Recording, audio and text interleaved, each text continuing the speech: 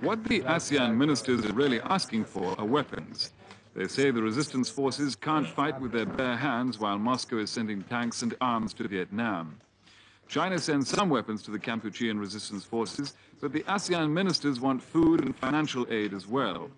ASEAN believes there can't be a long-term political solution to the problem without increased military pressure on the ground. But the following day, the jungle along the Thai-Kampuchean border was once again echoing to the crash of shells. It was described as the heaviest attack during the current dry season offensive. The attack sent 70,000 Kampuchean refugees fleeing into Thailand. As well, thousands of Thai residents living near the border were evacuated. Vietnamese gunners launched the assault after remaining quiet for 3 days, apparently to regroup and resupply for this latest assault on the resistance troops.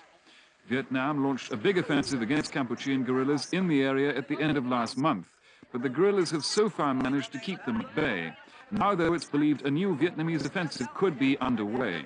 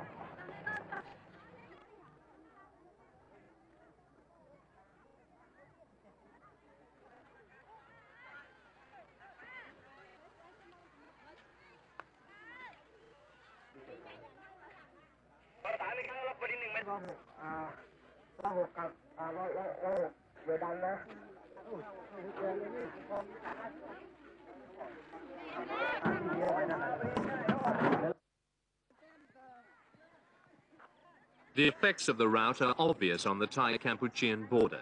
Refugees of the fighting between the Chinese-backed Khmer Rouge guerrillas and the Vietnamese forces have been pushed to and fro around the region. They take their casualties with them and whatever food and equipment they can muster. And as the situation deteriorates, civilians inevitably pay the price along with the Khmer fighters.